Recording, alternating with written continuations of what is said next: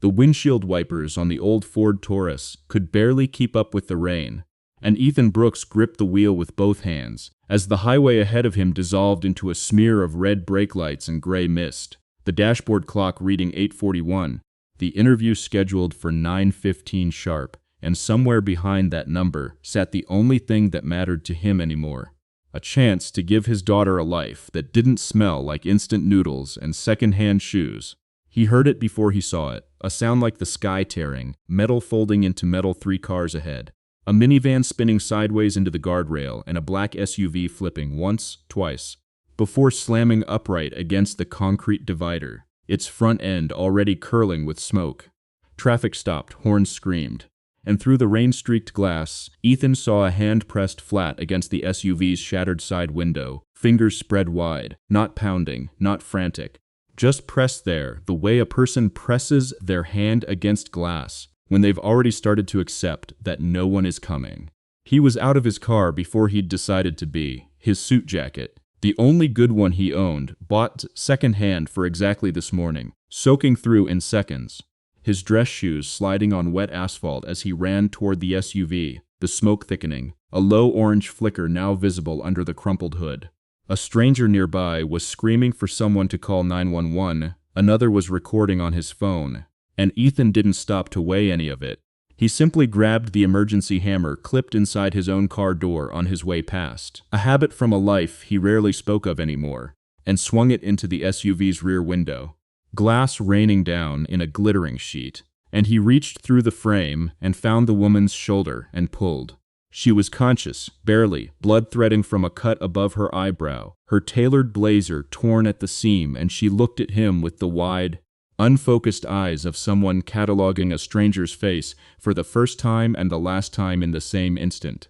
He got his arms under hers and dragged her backward through broken glass, felt the heat of the engine bay reach for both of them like a hand closing, and 3 seconds after he pulled her clear and dropped to his knees on the wet shoulder of the highway, with her weight collapsed against his chest. The SUV's engine ignited in a soft, terrible whump of orange flame. His phone, still in his jacket pocket, buzzed once against his ribs. A text from an unknown recruiter number, the second interview confirmation. The words HR Director, 9:15 a.m. Please arrive 10 minutes early, glowing faintly through the rain-spotted screen he would not look at for another 11 minutes. He did not know, kneeling there on the asphalt with a stranger's blood on his hands, and his future quietly burning up somewhere behind him in a different, smaller way, that the woman gasping against his shoulder was Madison Harper, and that in 4 days he would walk into her boardroom, expecting to explain why he'd missed the most important morning of his career,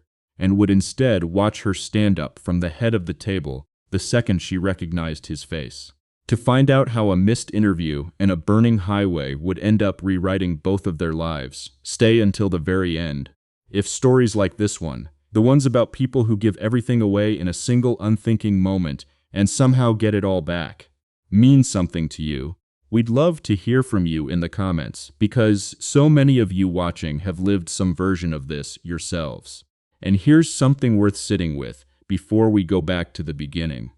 Was Ethan a fool for missing the interview that could have changed his daughter's life? Or was there never really a choice at all once he saw that hand pressed against the glass? People will disagree on that, and maybe they should. 3 years earlier, none of this existed. Not the highway, not the burning SUV, not the name Madison Harper meaning anything at all to a laid-off structural engineer, raising an 8-year-old alone in a 2-bedroom rental outside Columbus, Ohio. 3 years earlier, Ethan Brooks had been one of the senior design leads at Halbrook Ray's Engineering, a firm known for bridges, transit corridors, and the kind of quiet, unglamorous infrastructure work that held cities together without anyone noticing. He had been good at it, methodically good. The kind of engineer who checked a load calculation 4 times, not because he doubted himself, but because he understood exactly what was at stake when steel met stress. Then had come a support beam failure on a pedestrian overpass his team had signed off on,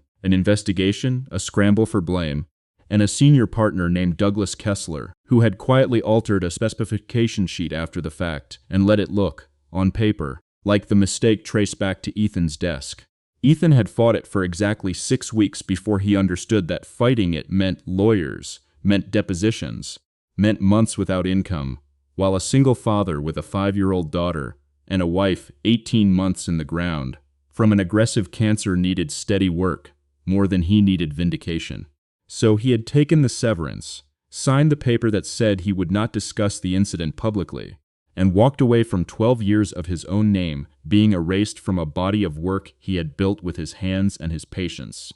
choosing his daughter's stability over his own reputation. And he had never once told Chloe why they'd had to move, why Daddy fixed elevators and inspected building code violations now instead of designing the things other men got their names on. Madison Harper had built Harper Dynamics from a 14-person structural consulting shop into one of the largest infrastructure and engineering conglomerates in the country by the time she was 36, inheriting her father's stubborn work ethic and none of his patience for excuses. And by the morning of the highway accident, she had been under more pressure than at any point in the company's history. In 9 days, Harper Dynamics was set to close a $420 million federal transit contract, the largest in company history, contingent on a design review that her current lead engineer, a smooth, Ivy-credentialed rising star named Preston Vale, had assured her was airtight.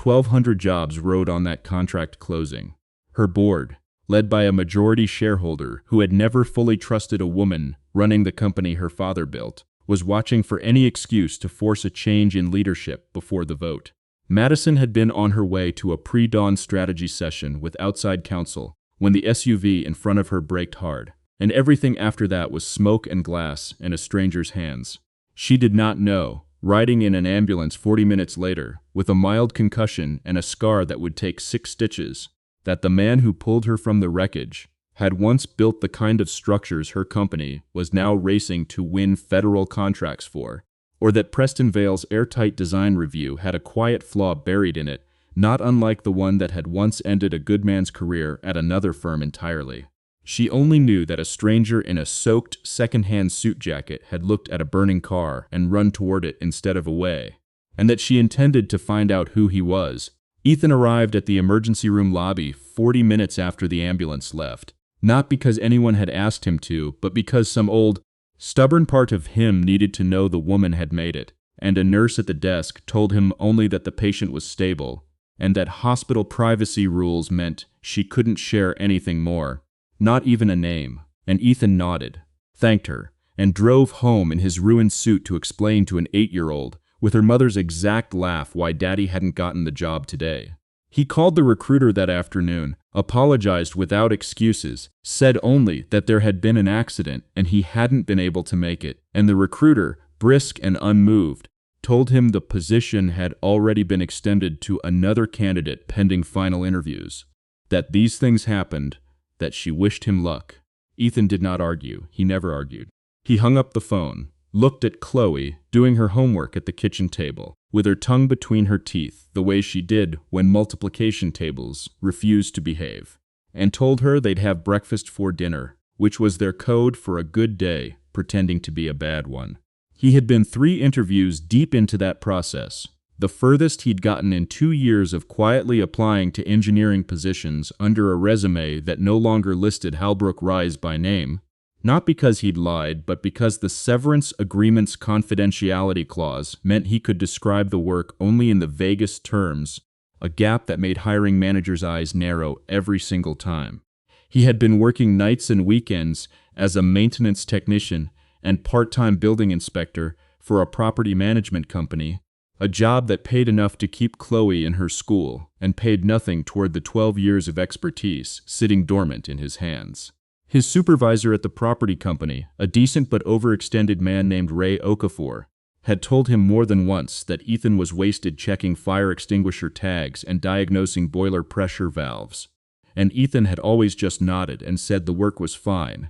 because saying anything else meant explaining a story that still cost him something every time he told it. Preston Vale, meanwhile, had spent that same week quietly managing a problem of his own. A junior analyst on his design review team, a sharp, cautious young woman named Priya Anand, had flagged an inconsistency in the load-bearing calculations for the transit contract's Central Corridor Bridge, numbers that had been adjusted after an internal review but never resubmitted for independent verification, a shortcut that would save the project 6 weeks and roughly $2 million if no one asked questions, and would collapse the entire safety margin if anyone did. Priya had raised it twice in meetings. Preston had told her, in the calm, reasonable, faintly condescending tone of a man who has never once had to justify his own competence, that she was misreading an outdated file version, that the numbers had been resolved weeks ago, that she should focus on her assigned deliverables rather than second-guessing a review process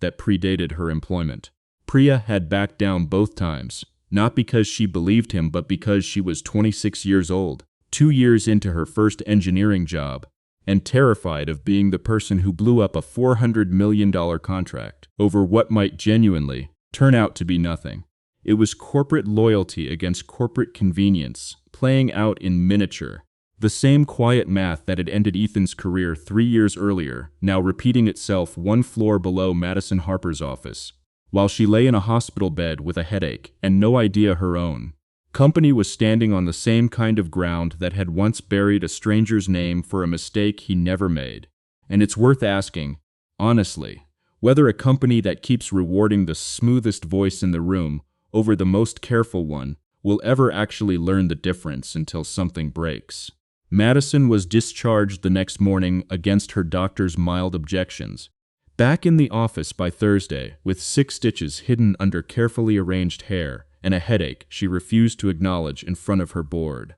She asked her chief of staff, a meticulous and quietly loyal woman named Grace Liu, to find out who had pulled her from the SUV. Dashcam footage from a car 3 lengths back had captured most of it. A man in a soaked gray suit, no plate number visible on his own vehicle, no name given to police at the scene because Ethan had left before officers finished processing the other drivers, needing to get home to his daughter. Grace spent 2 days running down leads that went nowhere. Madison, meanwhile, sat through the final pre-vote design briefing with Preston Vale, who presented the transit corridor numbers with the same unbothered confidence he brought to everything, and something about his ease, not his answer, just the ease of it, snagged on a small, unnamed instinct in the back of her mind, the kind of instinct her father used to call the itch you get right before a beam gives. 2 days after the accident, with no leads on the man who'd saved her life, and a board vote on the transit contract now 6 days out, Madison sat alone in her office long after everyone else had gone home, staring at Preston Vale's finalized report, and felt, for the first time in longer than she could remember, that she did not trust a single number in front of her. She had no way of knowing yet that the answer to both problems, the stranger from the highway and the flaw in her own company's biggest contract, was the same quiet, overlooked man currently down in a parking garage 40 minutes across town, kneeling beside a stalled elevator motor with a flashlight in his teeth, telling himself that the interview he'd missed had probably been his last real shot anyway. 6 days would pass before Ethan Brooks walked back through those doors for a second interview he almost didn't take, not knowing yet whose company it was, and not knowing that the woman at the head of the boardroom table had spent every one of those 6 days quietly searching for his face. If you've ever felt unseen the way Ethan did in that moment, passed over, underestimated, or written off before anyone bothered to ask what you actually knew, tell us in the comments, because you are absolutely not alone in that. And this next part is for every one of you who's been there. Grace Liu found him on the 7th day, not through the police report or the dashcam footage, but through a stroke of ordinary luck. A scheduling coordinator at Harper Dynamics mentioned in passing that a promising second-round candidate for the senior structural review position, a Mr. Ethan Brooks, had missed his first interview the same morning as the CEO's accident, citing an emergency on the highway. Grace pulled the file, saw the timestamp, saw the location, and felt the small, electric certainty of a puzzle piece sliding into place. She brought it to Madison without fanfare, just laid the folder on her desk and said, "I think this is him." And Madison read the candidate's summary twice before she said anything at all. 12 years at Halbrook Reyes Engineering, structural design lead, unspecified departure, followed by a 2-year gap explained only as independent consulting and facilities work. It was a resume with a hole cut out of the middle of it, the kind hiring managers usually discarded within 30 seconds, and Madison understood immediately that someone had once made this man small on paper, and that he had let them, and that he had climbed into a burning car anyway, without knowing her name or her net worth or a single reason to expect anything back. She asked Grace to reschedule his interview. Not as a favor, she was careful about that word even in her own head, but as what it actually was, a serious candidate who deserved the second interview he'd been promised, on a project where careful, patient structural minds were suddenly the only thing standing between her company and a very public catastrophe. Because in the 5 days since she'd sat with her unease about Preston Vale's numbers, Madison had quietly asked Priya Anand, pulling her aside personally, away from Preston, which had taken the younger woman nearly a full minute to work up the courage to speak plainly once she realized the CEO actually wanted the truth, to walk her through the load calculation, discrepancy from the beginning, and what Madison heard confirmed the itch in her gut. The corridor bridge numbers had been adjusted downward in a working file 11 weeks earlier and never resubmitted through independent verification, a shortcut that, if it held, saved the project time and money, and if it didn't hold, meant a rail bridge carrying 18,000 daily commuters was built on a safety margin nobody had actually checked. The federal contract vote was 5 days away. Pulling the numbers now, this late, risked the entire deal and possibly her job, with a board that had been circling any excuse to replace her since the day she inherited the seat. Ethan almost didn't call back when Grace's assistant reached him about the rescheduled interview. He told Chloe that night, over the breakfast for dinner they'd fallen into more often than either of them admitted, that a company wanted to talk to him again, and Chloe, mouth full of syrup, asked if this was the good kind of job, or the kind where he came home tired and quiet,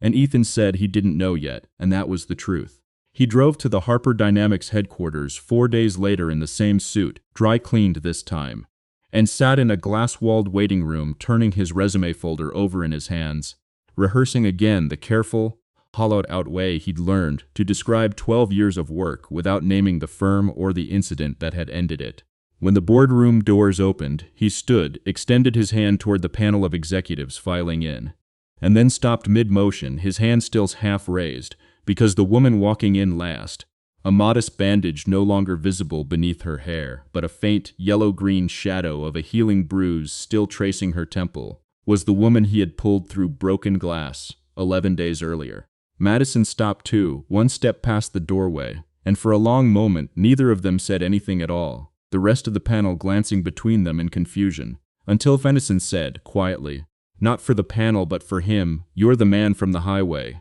and Ethan, who had spent 3 years learning to say almost nothing about himself in rooms like this one, said only, "I'm glad you're all right, ma'am." She offered him right there, in front of 4 visibly startled executives, whatever he needed, a bonus, a signing package well above the posted range, a public thank you, anything, and Ethan, standing very still in his dry-cleaned suit, said no to all of it, said he hadn't pulled her from that car to be paid for it, and didn't want the job handed to him as a debt either, said if she still thought he was right for the position based on his actual qualifications, he'd be glad to interview properly, and if not, he understood that too. It was the kind of answer that made 2 of the executives exchange a look, and made Madison Harper, who had spent a career surrounded by people angling for something, sit back down slowly in her chair and start actually reading his resume for the first time instead of the story around it. The interview that followed ran 90 minutes over its scheduled time,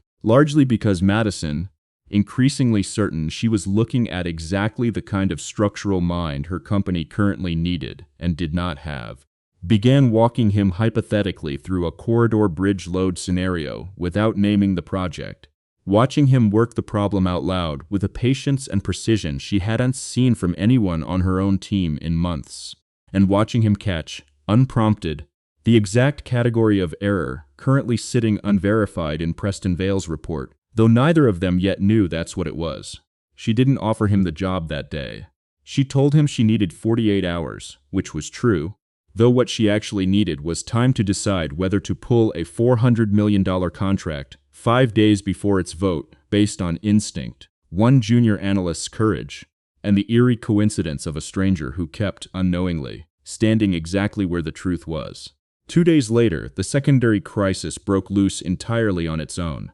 Priya Anand, unable to stay silent any longer after watching Preston deflect her concerns a third time in a team meeting, sent a detailed technical memo directly to the board's audit committee, bypassing Preston and even bypassing Madison's office, laying out the load discrepancy in language precise enough that it couldn't be waved away as confusion. The board chair called an emergency session for the following Monday. Preston Vale, informed that his numbers were under formal review, told Madison with wounded, reasonable calm that Priya had misunderstood a routine file update and that pulling the contract now would hand the deal to their closest competitor and cost 1,200 jobs over what he called a paperwork technicality. And for one unsettled night, staring at both men's version of events laid side by side in her head, Madison genuinely didn't know which one she believed. 3 days would pass, the longest 3 days of the entire ordeal, before an old firm's discarded design archive would land on her desk and make the choice for her.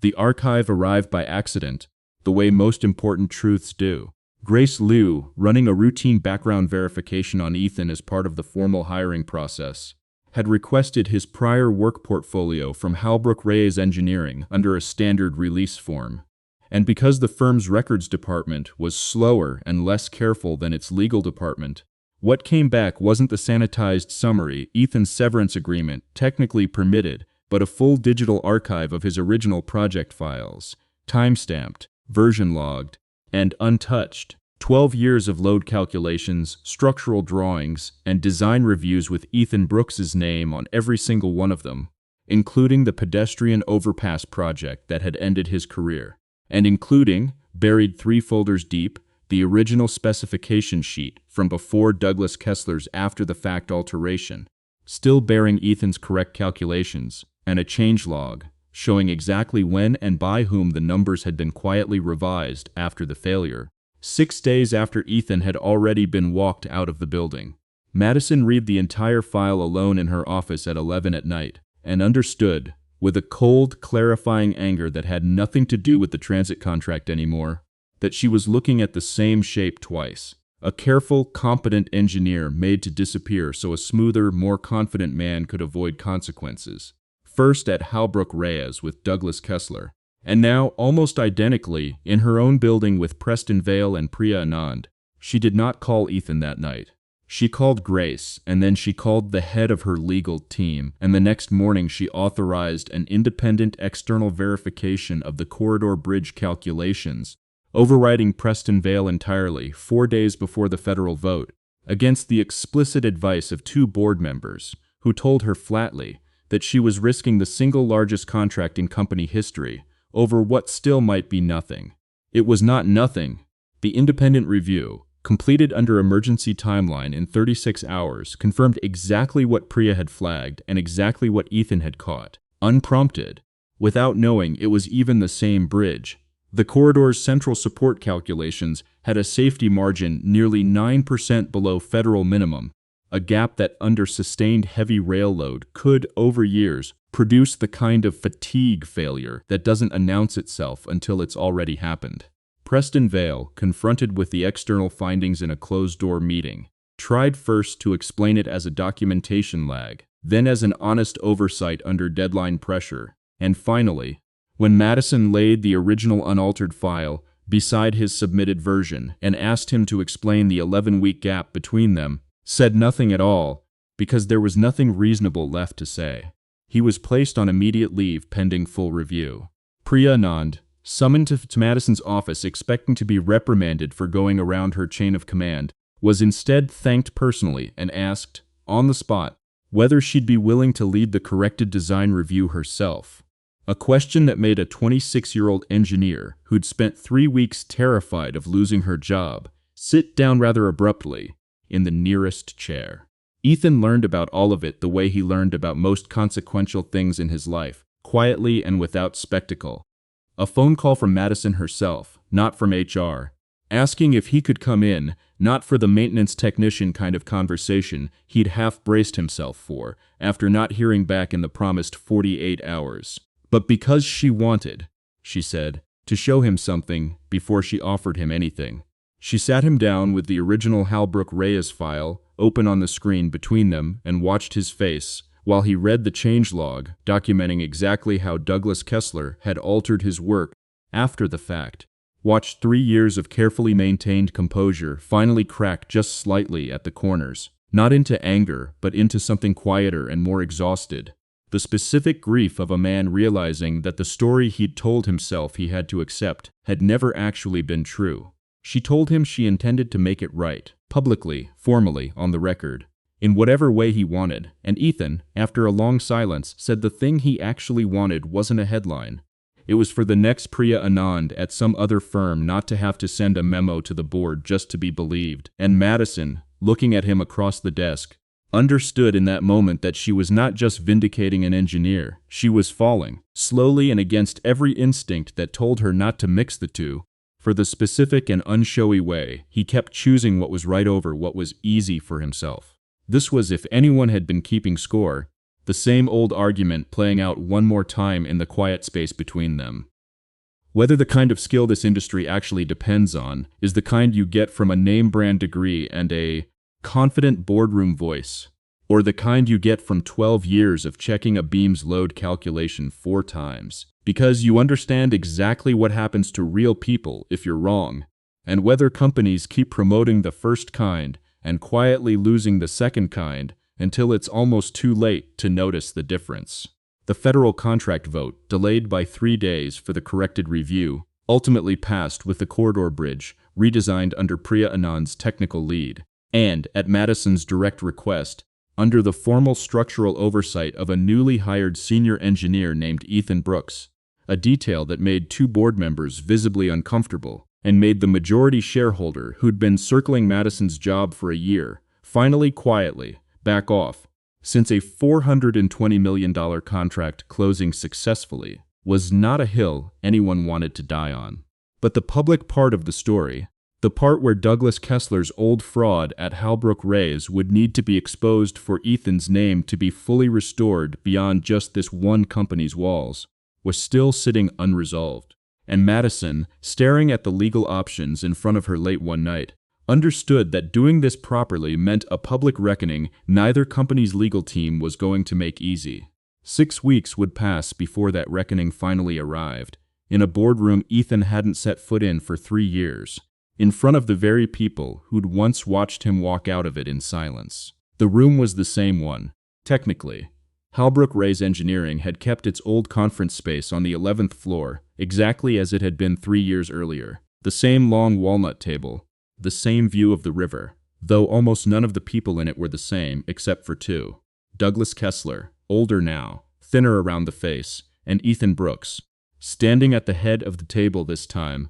instead of at the far end near the door. Madison had arranged the meeting herself, working through Harper Dynamics' legal counsel and a journalist from a respected regional business outlet who had been quietly fed the documented evidence weeks earlier. And the meeting had one purpose only, laid out plainly in the invitation sent to Halbrook Reyes's current partners: a formal correction of the public record regarding the pedestrian overpass failure, supported by the unaltered original specification file, the changelog, and a sworn statement. Kessler tried, for the first several minutes, the same reasonable, unbothered tone Preston Vale had once used, calling it a misunderstanding, a documentation error from years ago not worth revisiting, until Ethan, who had not raised his voice once in the entire meeting, simply placed a single printed page on the table, the original file, timestamp and all, beside the altered version bearing Kessler's login credentials, and a 6-day gap between Ethan's dismissal and the specification's silent revision,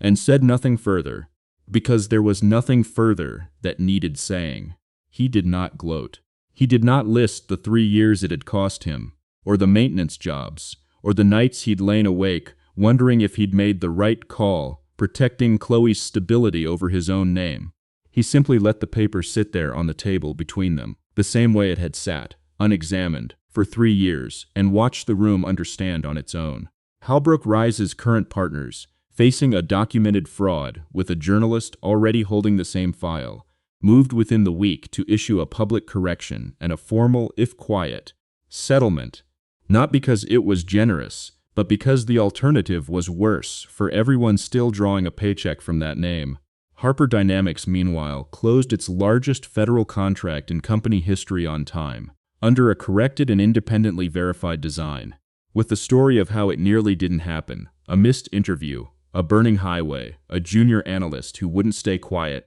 and an overlooked engineer who turned out to be exactly the person the company needed all along, becoming, without any deliberate press push from Madison's office, the kind of story local outlets and then national ones picked up on their own, less for the corporate drama and more for the plain, unadorned fact of a man who ran toward a burning car for no reason except that someone was in it. Madison was offered, in the aftermath, exactly the kind of headline moment her board would have loved. A joint public statement, a photograph, some tidy corporate redemption arc with her at its center, and she and Ethan, by mutual and nearly wordless agreement, declined almost all of it, giving one short, factual statement to confirm the record and asking both of them to be left out of anything beyond that. What Madison offered Ethan privately, once the contract had closed and the correction had run its course, was a permanent seat as head of structural integrity across the entire corridor division, a title with real authority, and a salary that would have embarrassed the man who'd once quietly checked fire extinguisher tags to keep his daughter in her school district. Ethan accepted the role, but turned down the corner office that came with it, asking instead, and this was the part that made Madison sit back in her chair and really look at him, for the company to fund an anonymous internal channel where any engineer at any level could flag a safety concern directly to an external, independent reviewer without going through their own chain of command first, the exact mechanism that would have let Priya Anand be heard the first time she spoke up, and the exact mechanism that might have saved Ethan 3 years of his own life had it existed sooner. Madison approved it in the same meeting, no debate, no board vote required, because it was by then simply the obviously right thing to do, and because some part of her recognized that this, a system built so quietly, so structurally, that no one would ever need his kind of courage again,